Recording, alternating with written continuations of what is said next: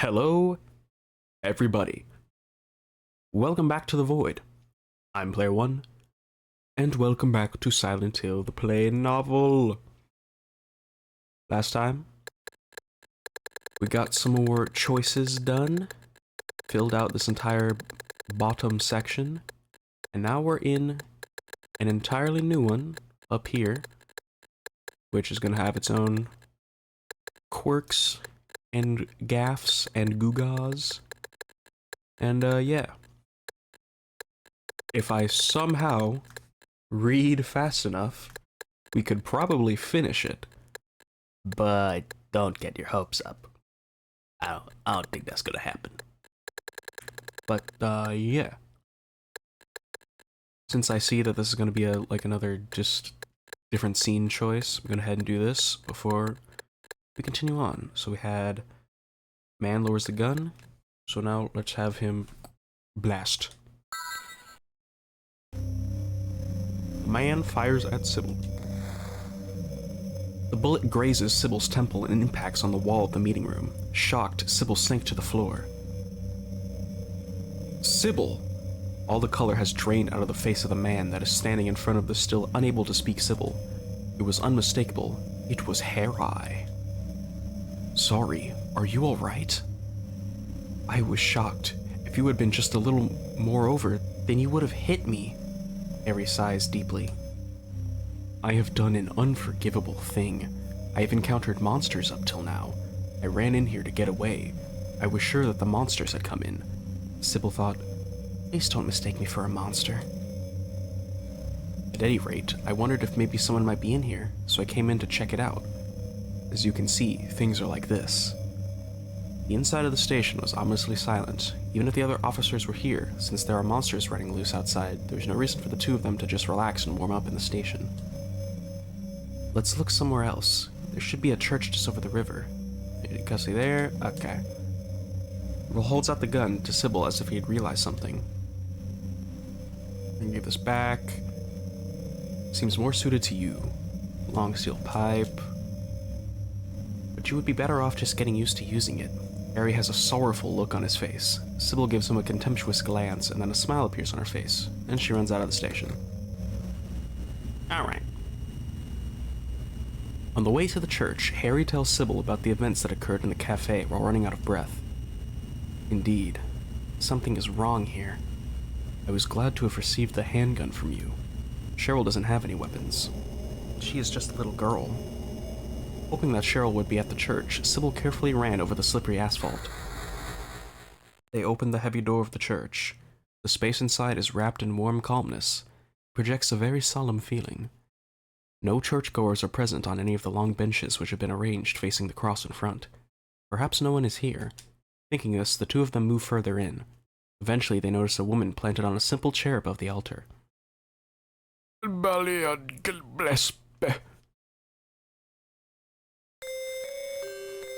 You are too late. The woman mutters this and stands. You are too late. The girl that you are looking for just left here. The color of Harry's face changes. Cheryl? Was it Cheryl? She's a 7-year-old girl with black hair. The woman at the altar puts one hand up to silence Harry. Even without saying this, you would understand. But I will tell you this much. The two of you will never see that girl again. My predictions are often correct. That girl knows what you are planning, yes. She will head towards her goal without being found by you. She's just a young girl. She came to this town and then went missing. If she did come here, then why did you let her go alone? Sybil screamed at the woman. Oh dear, such words. I have no obligation or reason to protect that child. And also... She stops speaking and comes down from the altar. She was not alone. My daughter is with her. Sybil frowned. Your daughter? Those girls happen to be separated, then it would certainly be a pity. What is more, my daughter would most surely not remain silent. Harry began to speak as if the floodgates had just been opened. What are you getting at? I'm Cheryl's guardian. I have a responsibility to protect her. Tell me where she is going. A hospital, but it is useless to follow after them. If you do not want to die, then you must leave this place. I am Dahlia Gillespie. If you do not wish to increase the number of corpses, then do not disturb those girls. Yes? Before Dahlia finished speaking, Harry ran out of the church. Harry, wait! Sybil prepares to chase after him and looks back at Dahlia. Dahlia was there trying to suppress a laugh. All Sybil saw was Dahlia's unsightly backside. She got a nasty ass. In order to resurrect myself, I will need your body. Please understand this. I understand. That's why I came here, and came to see you. To think of these 7 years, I never once was able to get out of bed and couldn't even move. However, everything is going according to plan, and I was able to be reunited with you. They will come after us. What should we do? Let me take care of everything. Whoa. I think that's the first time Cheryl and Alessa have been two separate beings and talked to each other. Once Sybil caught up to Harry, he was having a difficult time breathing. You alright? That woman. Dahlia or something. Harry placed one hand on his chest, stopped in the street, and placed his other hand on a car. I don't know for sure, but I have a feeling that wasn't the first time I met that woman. Long ago, I think I met her somewhere. Harry says this and begins coughing. Harry, you don't look so good. Sybil, the air seems to have gotten thin here or something. I just have to deal with it. Harry begins to talk again, begins coughing violently. Let's kill him. Harry began to cough violently again. Are you alright? You look like you're in pain. Blood flows out from the spaces between the fingers of the hand that Harry placed over his mouth. Harry! Harry wiped his hand on his pants without surprise. It's nothing to worry about. Please don't look at me like that. But your pants are stained black with blood. Sybil stared at Harry's face. He looks lonely, and even more worn down than when they first met at the cafe. Since coming here, my physical condition has been deteriorating. Once I realized this, I even found scratches all over my body. It's because all I'm thinking of is Cheryl. That is why I'm not feeling the pain. Saying that, Harry pulled up one of his pant legs. Around his calf, there was a long, dark red scar. It was a painful-looking wound, one that would be impossible to ignore. Damn. Harry. I don't know why some sprites, like, fade in, but then they don't stay, and then others stay. Well, it's alright. A town in which snow is falling, named Dahlia, and her daughter's with my daughter. The fact that they are together. He lifts his head and looks at Sybil. There is something that I think I know, but it's on the tip of my tongue, but I cannot remember it. Sybil softly places her hand on Harry's shoulder. Tired, Harry. Let's rest for a bit. Harry brushes Sybil's hand away and then begins walking while pressing one hand to his chest. Harry. Sybil once again follows behind Harry's frozen back. Unable to make out the letters on an old signboard, Sybil tries squinting. Alchemilla Hospital is written in faded paint.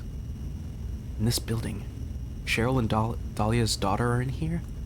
The hospital looks like ruins, and an eeriness is present that makes one hesitant to even step inside. Sybil just happens to notice an object that looks like a pedestal next to the door. On top of it, plates of 4 different colors have been placed. Sybil reads the message inscribed on the pedestal aloud. The chosen ones must be moved to the chosen place. Once the task is complete, the guidepost leading to chaos shall appear. Use the L and R buttons to select the plate. Use the D-pad to move the selected plate. Holy shit, a new puzzle. It's been eons. Alright. So I just gotta move some stuff. Oh. And it looks like some of them are connected. Okay.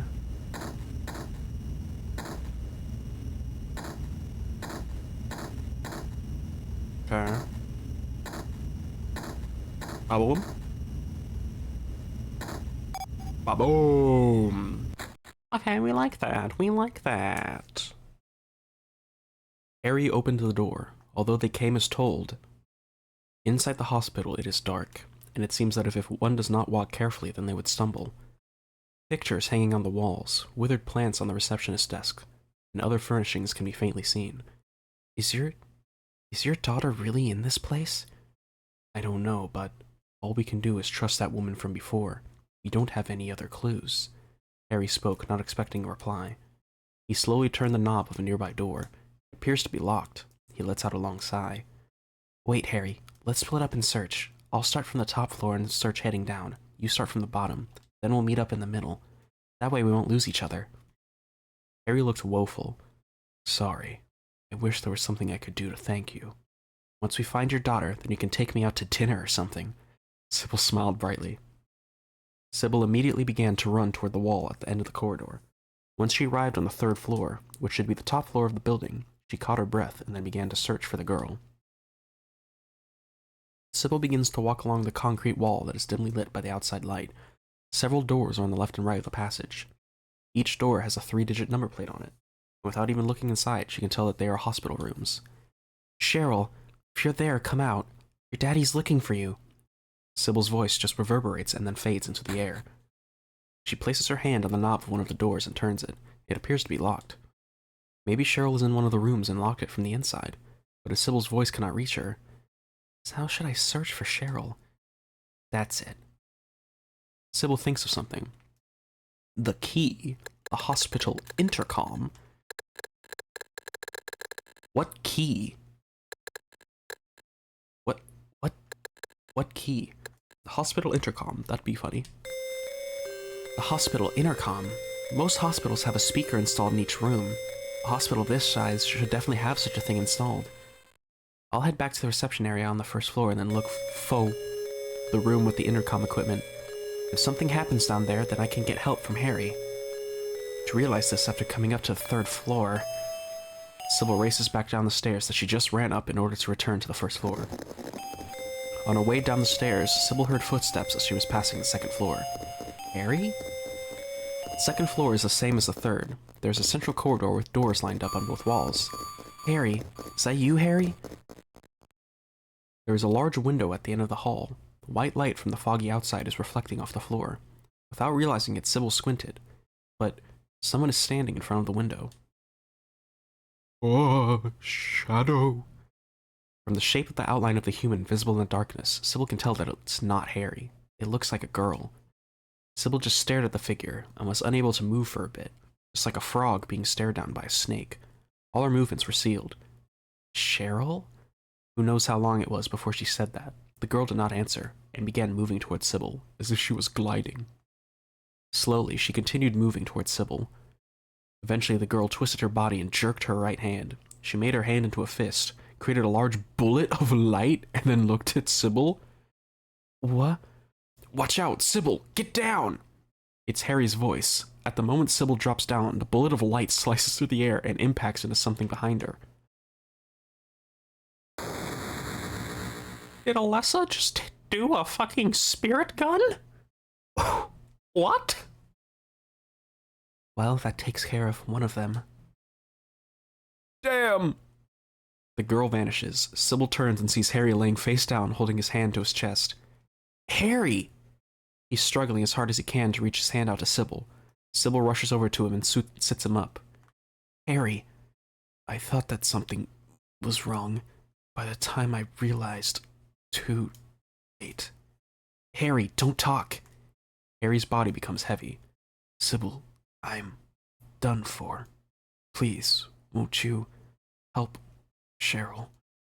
That girl from before, that wasn't Cheryl, was it? That was... Harry, hold on. Harry! Whoa. Another triple choice?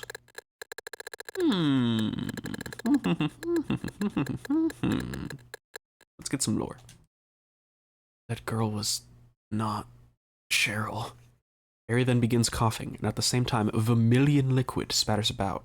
Harry, don't talk anymore. Harry is crying. That was not Cheryl at all. His words seem to have something like a desire embedded somewhere within them. Harry? Harry? Harry did not speak or respond again. Sybil, who had been unable to accept the incomprehensible events that had occurred around her up to this point, was unable to believe that the man in front of her was dead. The wind seems to be blowing outside. Sybil stared at her hands, which had been covered in blood. Instead of trying to wipe them off, she firmly grasped her handgun. Something like a kind of resolution arose in Sybil's stern look. Cheryl, I must find her, and then take her home. Just who was the girl? Cheryl? Or was it that woman's daughter? Concerning the incidents that have occurred in this town, no, they cannot be called incidents, but instead, concerning the enigmatic situation, I've not found one piece of conclusive evidence, and that irritates me. And there is uneasiness about the loss of my only partner. She must be frightened somewhere, Cheryl, that eerie figure of the girl. Several feelings of discontent run throughout Sybil's mind. That Dahlia might know something.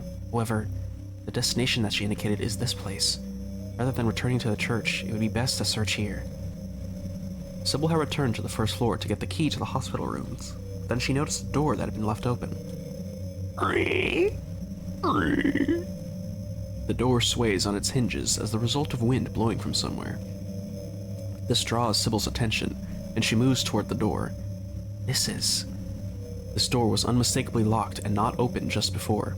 Sybil looks in the doorway, and at the same time gasps, "Aga!" There's a staircase leading to the basement. There's a blinding light. Sybil covers her eyes. Well, we know it's in the basement. I'll do a blinding light. The blinding light falls over Sybil's body. Sybil lost her ability to see instantly, and had no idea whether her eyes were opened or closed. As Sybil's sight finally began to return to her, she felt the wind on her skin. From these two senses, she could tell that she was now outside. She doesn't sense any people, the chirping of birds, a nostalgic scent. In front of her, an area of flower beds spreads out. It is a scene that she has seen somewhere before. Sybil begins to walk, and then at some point she began to run. She passes through the trees, and once she climbed a small hill, her field of vision once again expanded. There's a cemetery. Sybil finally remembers. This is the place where her grandparents are resting. When she was young, her parents often brought her here. Next to her grandparents' graves, many people in black have gathered. The sobbing of the people dressed in mourning clothes can be heard. Everyone is familiar. Her mother and father, her 3-year younger sister. What's wrong? Did something happen? None of them answer. The police chief of Brahms, fellow officers, and Sally. Hey, Sally, who passed away? None of them answer. The sacred ceremony is proceeding without delay. A magnificent casket is brought out by several men, and then it is gently lowered into a hole that was prepared in advance. Sally is whispering to Sybil's mother in a low voice. I told her just think about what might happen. I recommended that she use a car for transportation. When pulling over violators, many accidents have happened. I just can't believe this could have happened to her. Sally says this, and then falls silent. What? What are you saying? I'm right here. Notice me. Sybil tries as hard as she can to try and make someone notice her, but no matter what, she does not. No one does. Her name has been engraved on the tombstone. Am I dead? Am I dead? Someone tell me. Between the people dressed in black, there's a girl wearing a white one-piece dress standing in the dark green grass, only half visible. She is just a figure, and only half of her face can be seen, but it is a familiar one. Everything becomes bathed in white. The girl's face sways as if it were floating in the air, and then the girl softly calls Sybil's name. Before long, nothing else appeared in Sybil's eyes. Damn. We got the "you died" ending. Damn. Okay. Well, now we're getting endings, so I think we might get there. I believe we might get there. Ho ho ho ho. Very cool, very neat. Alright, we got a nostalgic scent, the Dahlia card, the Groaner card. Right, I think we only have 2 more endings. I think we only have 2 more. And of course the, like, other choices. I can do those, though. Yeah, that brings us here. At the door. Okay. There's Harry. What was this one? Harry's condition. I feel like some of these are gonna lead to other paths, but I'm not sure which ones. So I'll just go from. Let me see. Okay, I know which options lead to endings. I know that this one's gonna lead to, I would assume, the good ending, because it's the only one that goes to chapter 9. So I guess I will go get these other options real quick. So let's have Harry talk again. Honest with my daughter. Damn, that literally just goes straight there. That's not even anything different. Wow. Okay. We got this one. Use the key. The key. The keys to the hospital rooms should be at the reception area. Then I can open the doors and search each room for her. Okay, and then back here. Alright, now for actual important choices. So if we go here, and of course if Harry stops moving, it's gonna be the same. Harry did not speak or respond again. It's just Harry dies. Yeah, this is the exact same. It goes here. Alright, and so then let's just go. Harry opens his eyes wide. Harry calls forth the last of his strength and opens his eyes wide. Sybil, look out! The dim corridor is lit with blindingly bright light, and Sybil's shadow extends forward. Sybil turns and notices the girl has another bullet of light in her hand. Stop it, Cheryl. No more.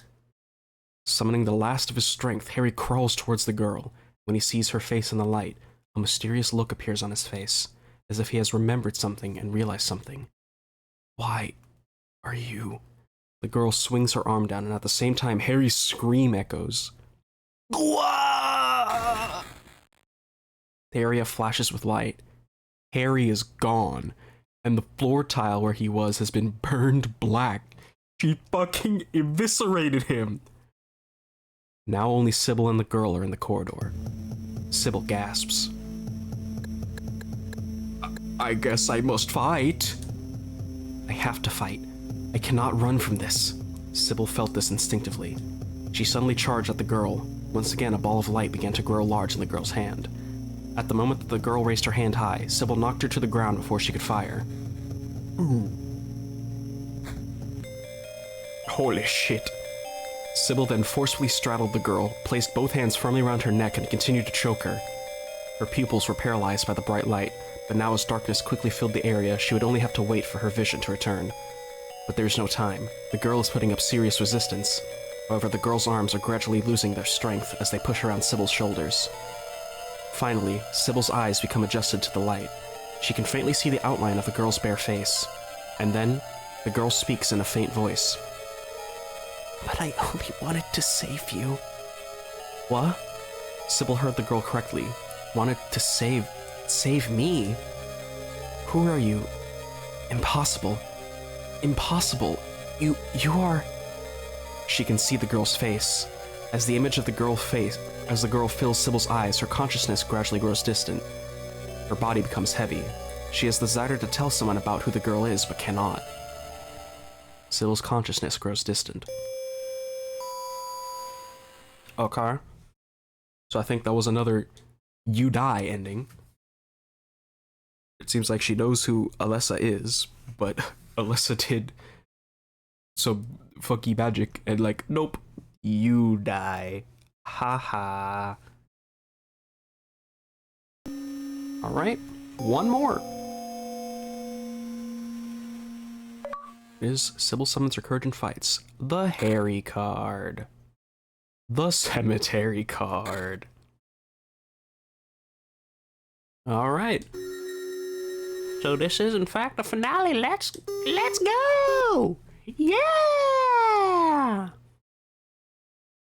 Going and going and going and going and going and going and going and going. Yeah, so that leads up to here. And we still have this one and this one. She flees with all her might. I have to run. That is not a human. It's not something that I can stand a chance against. Sybil summons all the strength she can muster and begins to run down the hall. The stairs. Were the stairs really this far away? No matter how much she runs, she gets the feeling that she's not moving forward. Is the floor moving? Is this because of that girl's power? Light flashes from behind Sybil. It hits the wall and cracks it. The tiles have come off. A scene that she has not seen before approaches right in front of her eyes. From black to white. However, it is not a sacred flame, but the fires that light hell. Her clothes, hair, and skin are enveloped in a great light. She cannot look back. If she looks back, she will die. However, she's at her limit. Sorry, Harry. Sorry. Oh. And that leads to Chapter 9. So there are actually 2 ways to get to Chapter 9. But let me go ahead and do this, because I think it's going to lead to the same place. There's a staircase leading to the basement. There's not a room there. Just inside the doorway, there was a staircase leading to the basement. It is not lit, so from her position, Sybil cannot judge how far down it goes. Upon first glance, Sybil senses that this door is not opened by Harry. From the inside, someone came up the stairs. And then she became sure of this. There was a large bloodstain on the knob on the inside of the door. Sybil descends the long staircase while keeping one hand on the wall. For what reason did someone make this? This staircase leading to the bowels of the earth, extending down from the first floor of what seemed like a normal hospital. She's paying very close attention to make sure she'd not lose her step. She gets the feeling that she's been descending for quite a long time. Suddenly, the staircase ends and flat ground is then under her feet. Sybil almost tripped without realizing it. It is hot. Somewhere, something is burning. To her front, far off in front of her, a small red light can be seen. The red light is swaying. It wriggles like a hand waving someone to come forth. After the chilly lobby, the heat is unimaginable. The extraordinary heat feels almost as if magma from within the earth has arisen. And because of it, Sybil has to bend down as she walks from time to time. That room is not far now. Sybil's sleeves have caught fire. The fire is gradually spreading around her footing, and Sybil's entire body is engulfed in flames. She may or may not have realized this. Sybil continues forward.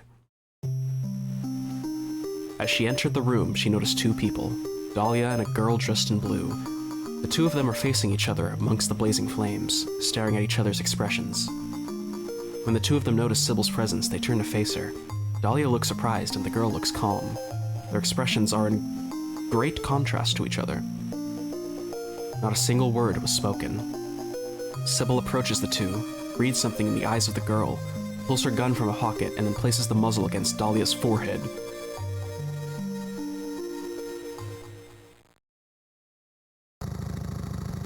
And then that somehow brings us here. Alright. Well, we're at the end. Wait. Continue on the stack. Okay, so that one is also part Chapter 9, but then we're just at the end. Okay. When she came to, Sybil was sleeping on a small bench in the cafe. Cheryl is standing next to her, gazing out the window at the steadily falling snow. A bike is waiting outside of the cafe for Sybil. Its engine is running. Cheryl smiles brightly at Sybil, opens the door of the cafe, and disappears into the fog. Sybil runs out after her. Eh? That's it. That's the last episode. Fucking nothing? Nothing happened. Well, goddamn it. What, in a time loop or something? Or what? Or what? God damn it. Well, I think just with that, I could say the Harry one is better. Because the Harry one actually had concrete endings. Not just, they died, and nothing happened. But, there we go. We're done. Did not expect I'd actually get it done, but we got it done. I guess now I'll let the credits finally fully go. Yeah, the Sybil scenario was cool. It gave us some backstory for her, but most of all, it was eh. It was eh. The only actual endings were still just the endings from the regular game, which is kinda funny. Kinda funny. But alright, give me my achievements.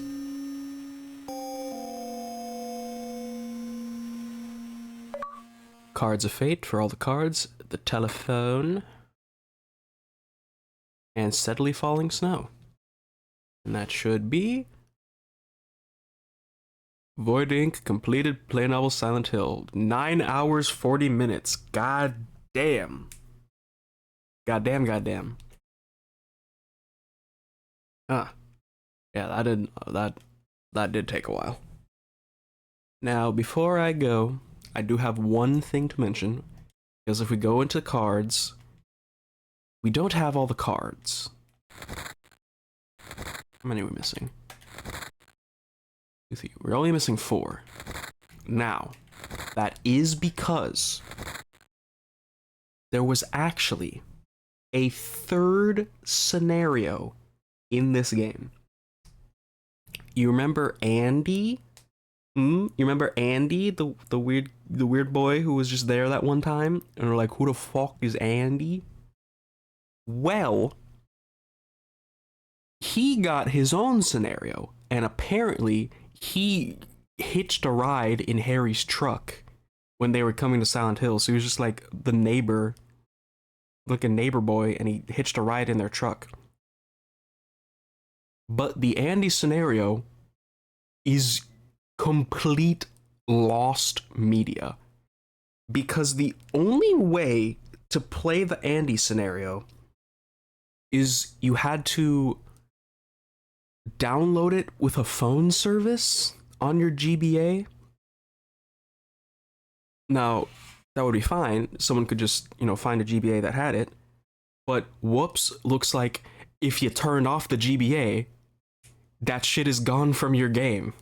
So the only way someone would have the Andy scenario is if they downloaded it all the way back in Japan in decades past and kept their GBA on all this time. So I think we can say that the Andy scenario is fully lost if someone, some way finds it. That would be crazy. And I'd play it. But I doubt that's gonna happen. But we do have the rest of the cards. So let me go ahead and get those. Alright. So yeah, luckily there is a save that has all the cards. So here we go. We would get number 1, Incubus. There it is. I would assume that's for all the endings, maybe? Since it's a gold card. And then all the way at the end, we'd have First Sight. There is Andis. And then Escape, Andis and Cheryl. Okay. And then Love, Andis and Alessa. I don't know about that. I don't know about that. Oh no, it's yellow because that's his color. Red is Harry's color and green is Sybil's. So yeah. Yeah, luckily those are there. So I'm done. Game done. If somehow, some way, the Andy scenario is found, then I'll play it. Hey, I doubt it.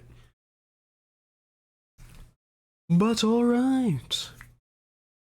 I'll end it there. I've been Player One. And I'll see you in something else. Bye-bye.